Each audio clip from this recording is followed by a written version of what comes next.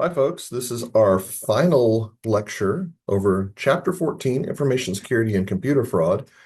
As always, I just want you to remember that I will be going through the slides, but I will be adding additional information to the slides. Please take diligent notes, as anything that I say during this lecture can be tested upon and probably will. So that's something for you to keep in mind as we move forward. So information security and computer fraud has its roots in traditional accounting fraud, but there are some unique considerations that we have to keep in mind. These are particularly relevant when we consider the nature of cybersecurity and the current environment that we operate in. So to start with, we need to kind of start with the concept of information security, or as the vernacular tends to be used as InfoSec. So information security management has been identified as a key technology issue in business and accounting, which makes sense. Is that if we're going to be dealing in vast amounts of information and sharing that information across multiple parties and multiple parameters, making sure that information secure is really, really important. That goes back to the discussion of systems and operation, or systems and organization controls reporting that we talked about earlier in the semester. Just making sure that information that's shared within an information system to external and internal participants we know that that information is going to have a high level of security. So information security, obviously a critical factor in maintaining system integrity. And the notion is that if users can perform the intended functions of a system without being degraded or impaired by unauthorized manipulation, then the system has maintained integrity. So the idea being is that if you can actually work within a system and none of the operations that you conduct or none of the information that you share is compromised in any way, then that's system integrity. That's the idea. Now, there are some important aspects to information security that we need to talk about. Particularly, we need to focus on three concepts, three conceptual parts of information security that are critical to understanding this integrity that we're referring to here. So the first of these is considered to be confidentiality. And confidentiality is, just as it sounds, information is not accessible to unauthorized individuals or processes. So first thing we need to know is for information to be secure, that it needs to be able to maintain confidentiality, that the users who are sharing this information or utilizing this information, that information is not compromised, nor is the identity of those individuals. The second of these is going to be considered integrity. So information is accurate and complete, which again is just as it sounds. In order to make good decisions, we need to have good information that's got complete integrity. We're not working with partial information, and it doesn't lapse in integrity at any point. And the final one of these is called availability. Availability is, just as I said before, all three just as they sound. Informations and systems are accessible on demand. We will talk a little bit about some attacks that can occur to systems, and one of the big concerns is whether the information within the system can maintain ready availability. You may have noticed that those three concepts are forming in a triangle. See that triangle in the lower left-hand corner. It's confidentiality, integrity, and availability. This is referred to as the CIA triad, which I make the joke that nobody ever laughs at, that it sounds like a governmental organization working with a criminal organization. But the CIA triad, confidentiality, integrity, and availability, are the key parameters of information security that we need to be concerned with when we're considering whether or not system integrity has been maintained. Now, obviously, you've probably heard a lot about cybersecurity in the real world and how this is a burgeoning concern for many areas. It's certainly a concern with respect to accounting information systems. There are a diverse array of threats that we're going to have to face, and there's a lot of these listed here. I'm not going to go through every single one individually because there's some, I think, 16 on the list. But I do want to bring your attention to a few that are going to be more prominent and more concerning over time. Obviously, viruses and malware are something that have existed for a very long period of time, but they're not going anywhere. When you have software or programs on your computer that are not native to the computer and uploaded by individuals who are trying to do something that should not be done, that is a very big concern. Many computer programs nowadays, they take necessary authority to make sure that, or necessary precautions to make sure that malware and virus attacks can't happen to machines. As you can probably guess, virus and malware protection in an organization could be viewed as a form of control. And just like any other control, if they're not properly maintained, they can lapse and they can create problems. One big concern in many organizations is that the people within the organization do not upload proper patches or maintain the software that they need in order to prevent virus or malware attacks. Another one that's become very common in reporting in news media is ransomware. Ransomware is a big problem, especially from a cybersecurity perspective, as there are people out there who will lock out systems or that will take basically information hostage unless there's a ransom paid. You may be familiar with the attack that occurred on the Truman State Network a little about a year and a half ago in spring of 2023. That was a ransomware attack. Now, fortunately, Truman's IT was well prepared with backup files to make sure that there were no problems in accessing the new files. But that's an example of when we have a system that's not fully secured or people do not follow the necessary precautions, the necessary controls in place, then that can be compromised and there can be problems with people being able to access the data they need. One big example is that our network drives were locked out. And so information that I had stored on my drives, on the Y drive and our native drives for the School of Business, the W drive, none of those were accessible. So a lot of my information was unavailable.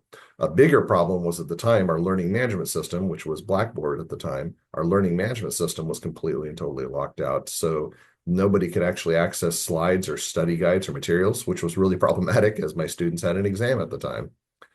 One thing that I also want to point out is Internet of Things attacks. And you may have heard this term Internet of Things. These are devices that use online connectivity that do not traditionally follow computing parameters. So some examples of this might be a refrigerator, maybe a heating system in an apartment or a house. I think I mentioned in class that I actually have an air filtration system in my room that uses has an IoT capability. I don't currently have it hooked up to the internet because I don't see the purpose of that. There's no reason I need to have online access to my air filter. But it's interesting that they've kind of considered that that's a possibility or an opportunity that might need to be necessary. With respect to things like Internet of Things attacks, is that if they're connected to the internet, then cyber criminals, cyber attackers could actually take control of those. If you think about like a thermostat in a house, this could be really problematic if they crank the temperature up to 99 degrees and then say, pay us money or we'll leave it there forever. That's just scary, which is probably a good thing why that I don't have my thermostat in my house connected to the internet either. Don't ever plan to. I don't particularly think I would do well in a 9 degree environment. Probably the most profound one on this list is not really an attack at all, but it's the shortage of cybersecurity experts. Back during the Cybersecurity Summit in 2021, then President Biden had identified that the cybersecurity shortage was extremely problematic, identifying that nearly 500,000 personnel were needed in order to be able to meet current requirements. This is particularly pronounced in certain industries. If we think about the healthcare industry, there's certainly a concern in that area when we talk about the need for strong cybersecurity, and that the cybersecurity experts were just not on hand in order to be able to address the needs. Now, think about this from a ransomware perspective. If there's a ransomware attack on a healthcare service provider, your personal medical records could be lost or they could be inaccessible. If you have very specific health needs, that's just a really scary problem. So certainly having more cybersecurity professionals in the field out there would be one way to address that particular issue.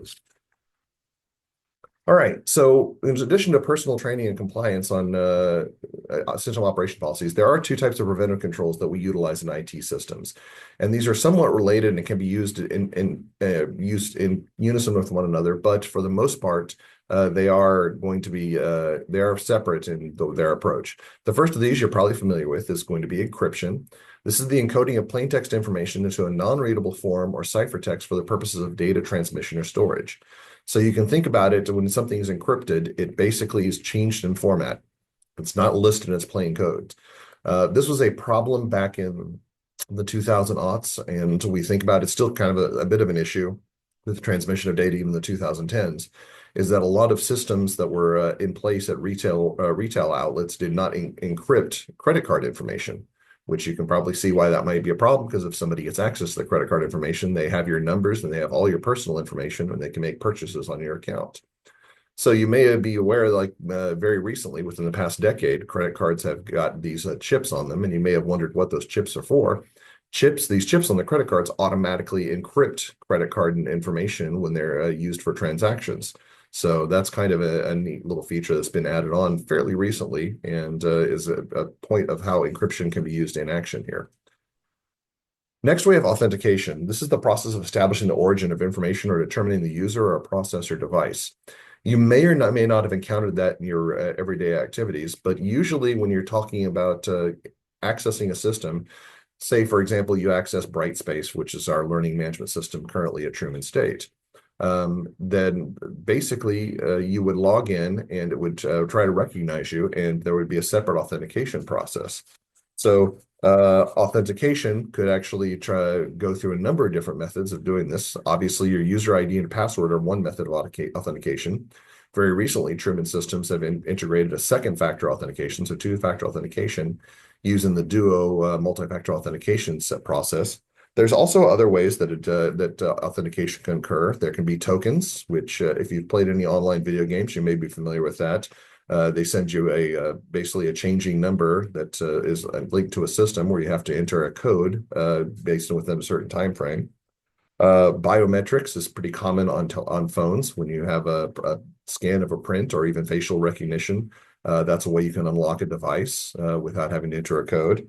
And then identity questions we experienced in NetSuite are fairly common, and that's one that's been in place for a long time, although usually those are secondary layers of security. And even more recently, when we talk about authentication, you talk about location, geographic identification. So say, for example, you try to log into a system and it's not a system that you've used another computer for. It will ask you, I don't recognize this IP address. Is this really you? And you'll have to provide some sort of additional authentication in that process. So let's talk again a little bit more about encryption. So some of the primary factors of encryption include the key length, which usually we want to have at least 128 bits, which is basically 128 of those original zeros and ones. That's kind of the minimum by today's standards of what we want to have. More complex systems tend to use 256-bit, which obviously is twice as long. Whether or not we're using a symmetric key algorithm or we're using an asymmetric key algorithm, and we'll talk a little bit about what those mean in a second. And probably the most important perspective are going to be the management of the keys, okay? So we want to make sure we have strong policies on key management. That's essential for information security. So what exactly do we mean by keys? Well, in general, we're going to be talking about two different types of keys, and they are just as they sound, although they're virtual. If you think about a key in a lock to get to your house, you have to have the physical copy of the key to unlock the door and get in. Now, you may argue, well, I could just break down the door, but that would cause a lot of damage, and we wouldn't want that. Presumably speaking, you need to have the key to unlock your door, and the same idea holds true for encryption.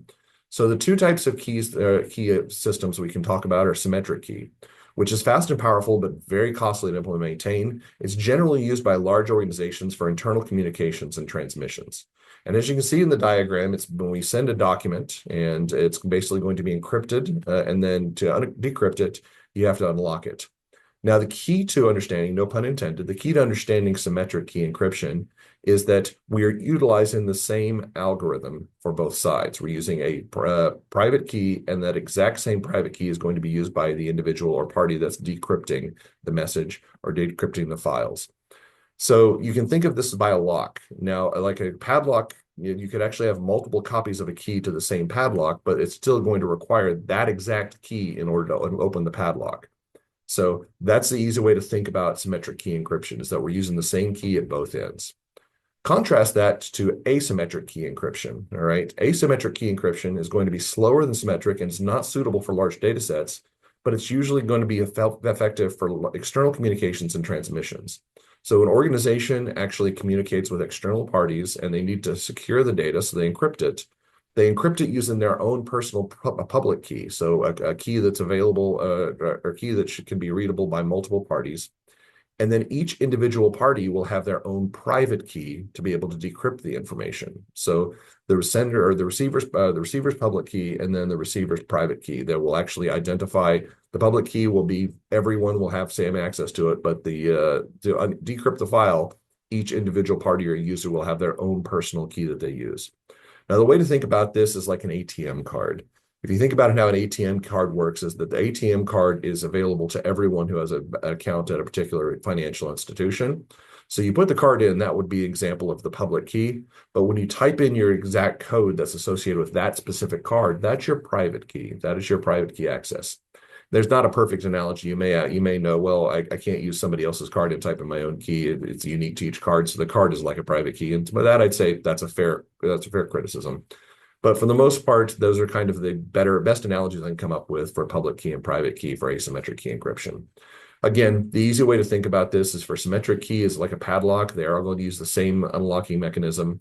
Asymmetric key encryption, they're going to be like an ATM key. They're going to use uniquely identified unlocking mechanisms. Now, encryption and authentication, modern communication and privilege information frequently employs both asymmetric key encryption and authentication combined to further increase security. They can also incorporate additional layers of security. One common one is known as hashing. This is we utilize an algorithm to ensure that a received file is identical in context to what is sent. Now, we've actually talked a little bit about hashing already. Hashing algorithms are what are used to verify blockchain information. If you remember our discussion about blockchain a few weeks ago, that is actually how validated information is validated, and it is a very complex process. In order to validate the information, people actually have to solve the hashing equation, which is usually 256 bits, and it's basically like solving a really, really complicated puzzle with a very powerful computer. So it's similar to encryption, except it's not reversible. And that doesn't make any intuitive sense, I realize, but if you're thinking about 256 bits, we're talking about multiples of billions, or billions, sorry, not even multiples.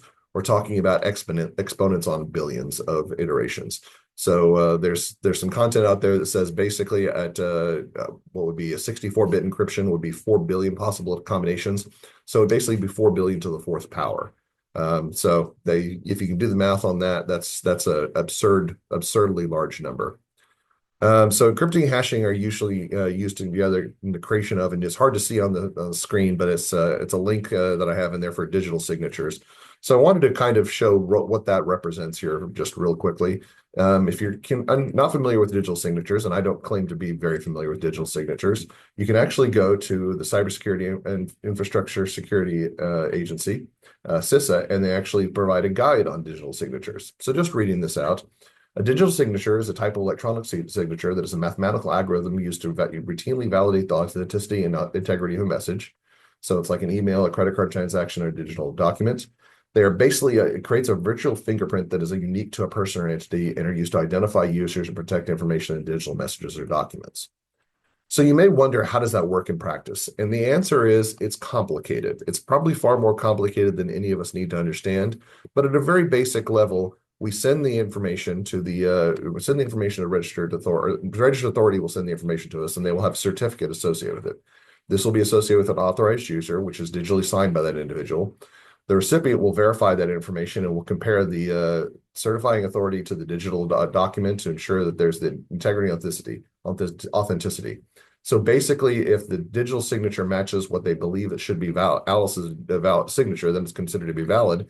If the digital signature does not match Alice's authentication or authorization, then it's considered to be invalid. And it's a little bit like, if you consider it at a very basic level, it's a little bit like saying that somebody has a code that they have to provide, like a password. And if they don't provide that passphrase, then you can determine that they are not a valid user of the system or transaction or message or whatever it might be. That's a little bit of a simplification, as a digital signature is a lot more robust than just a passphrase, but that's kind of the analogy that we can work with. All right, so to kind of wrap up, I want to talk about how information security fits within the context of fraud. And fraud, we're not going to go into much depth on, but I do want to talk about the origins of fraud consideration. Specifically, I want to talk about the critical fraud risk factors that we have to maintain. So in 1953, Dr. Donald Cressy wrote the following: trusted persons become trust violators when they conceive of themselves as having a financial problem, which is non-shareable. They are aware that this problem can secretly be resolved by the violation of a position of financial trust, and they're able to apply their own conduct, situation, and verbalizations to allow them to adjust their conceptions of themselves as trusted persons with their conception of themselves as users or entrusted funds or property.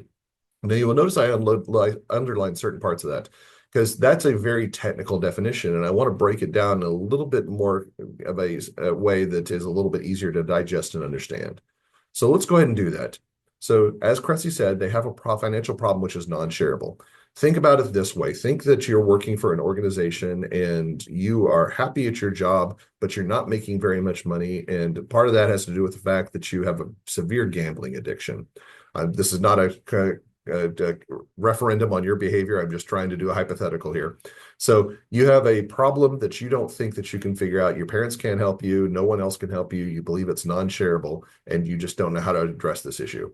We consider this to be this is called an incentive or a pressure. All right. The next one is going to be the problem can be secretly resolved by the position of financial trust. So you need money to fuel your gambling addiction, and you note that your organization has plenty of funds lying around that you can have access to if you just violate their trust in you. So this is considered to be an opportunity.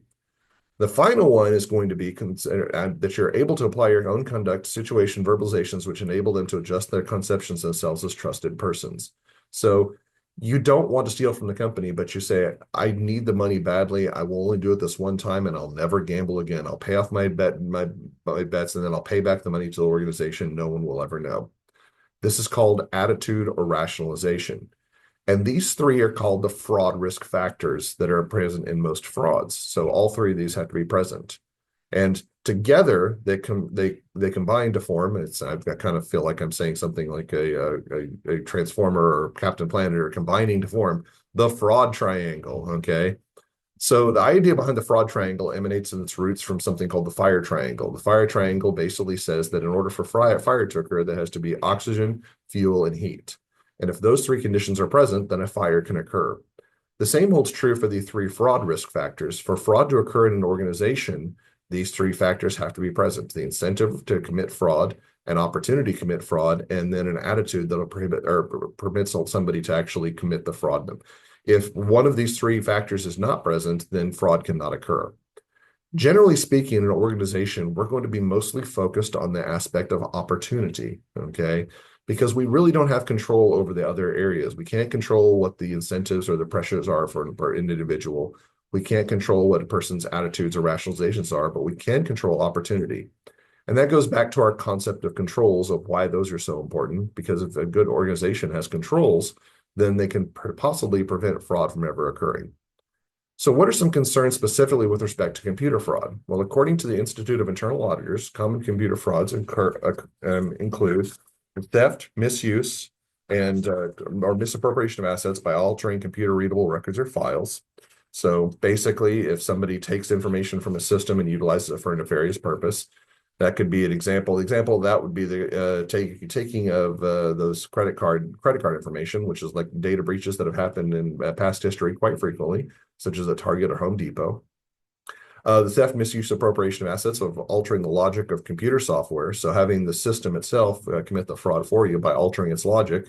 There's not a lot of good practical applications that come to mind for me, but I do know of one from a fictional one. If you've ever seen the movie Office Space, or go way back to the 1980s, the Superman, I think it was Superman 3 movie, where basically a computer system, they changed the code within the system so that they would receive a payout on every single paycheck.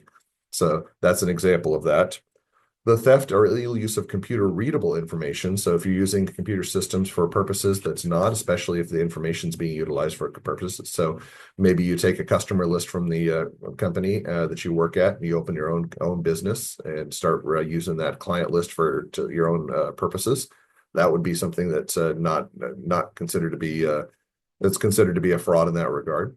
The theft, corruption, illegal copying, intentional destruction of computer software, all right, using computer software or destroying computer software, that would be considered to be a fraud within that regard, because those are proprietary tools for an organization. And the theft, misuse, and misappropriation of computer hardware. So those are the actual physical devices themselves that utilize that.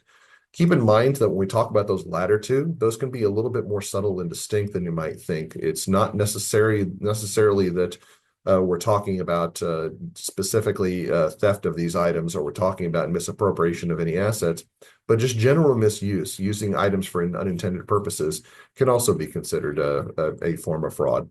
I know that there's a story about a computer system way back in the late 90s, 2000s, and this is back when local area networks were somewhat common, but not frequently used for every organization.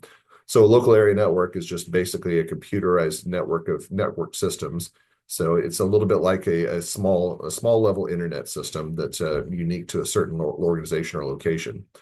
And there were some problems as the network was crashing at the beginning of business every morning. And so they couldn't figure out why that was the case. As it turned out, there was a critical file that was getting deleted every single night. And what had happened is that there was a Microsoft file. If you know anything about Microsoft, they are notorious for sharing base files across programs. So you may have one program or one file that's used within one program and another file that's used in another program. And if you delete one program, if you don't specify to maintain that original file, it will delete that file, meaning that the other program cannot use that, which is what was happening. The security personnel who were on hand that were overnight security for the organization, they got on the local area network and they were playing a video game that was using that local network. You may have heard it. It's called Doom.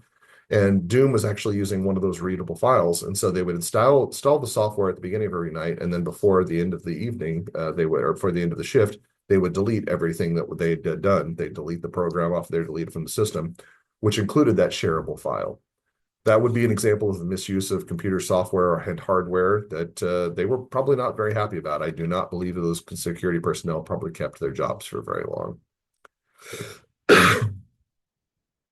So keep in mind that when we talk about fraud, there's going to be multiple mechanisms at play that we need to be concerned with. Certainly, we need to be concerned about fraud prevention. Fraud prevention, if we can keep fraud from occurring in the first place, then it's going to be much easier to manage. So fraud risk assessment should be performed by management, and we know the whole purpose of risk assessment is to identify the necessary controls that should be in place. We also want to make sure that we have audit committee oversight of internal and external auditors. This is just basically to make sure that they're doing their job and they're assessing the risk of fraud as appropriate and identifying proper procedures to address fraud problems. Probably the most critical area is just going to make sure that our employees are doing their job. And this requires communication of responsibilities and training with respect to their roles to make sure they know what they need to be doing. Now, as we have already talked about with respect to controls, even though prevention is going to be the best method, it's not the perfect method. No, we cannot perfectly prevent every problem from occurring. So if fraud does occur, we want to make sure that we have the necessary detection systems in place. So one of the most common ways to go about this is to have ongoing process evaluation that's conducted by the organization, usually by the internal auditors with the organization. So they evaluate the systems and evaluate the processes within those systems to make sure that they're running as they should. And if they're not, they investigate any discrepancies to determine if fraud could possibly be occurring. We also want to perform transaction level analysis of data to examine the effectiveness of internal controls and any indicators of fraudulent activity. And we say indicators of fraudulent activity, this is basically any kind of routines or any issues that stand out from ordinary. So if you believe that certain transactions should behave a certain way from a day to day, and then one period, one day, maybe 1 week, they operate in a way that's uncommon or you're not acclimated to, that would be a point of investigation to determine what is the reason for that. And so those are basically very preliminary levels indicators of fraud that might be occurring. And then, as I mentioned before, continuous monitoring of transaction activity. This is something that's become increasingly prominent with respect to computer fraud because we can now have the capability to be able to monitor transactions on an ongoing basis rather than doing them after the fact. So seeing a transaction, determining if a transaction is reasonable.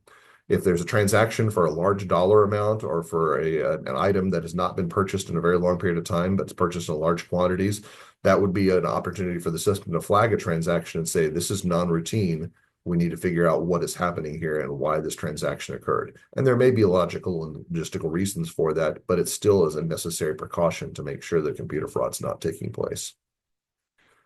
Final thing I want to talk a little bit about is system availability. This is not related to fraud, but this is more overall protocols within the system. So a key component of IT service delivery is making sure that data are available when they need it. And I think I said data is available. Data is a plural, so it's definitely data are available. So there's basically two approaches that we can take to this. First of all, we can have preventative mechanisms in place.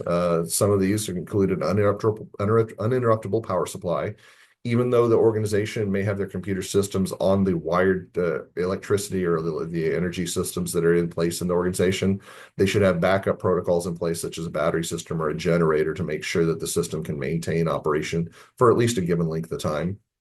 Also, fault tolerance is really important. Fault tolerance basically means that if a component or components within the system fail, that the whole system itself still maintains operationality. To a degree, this is certainly possible, but we don't want the system breaking down anytime any component of the system itself breaks down.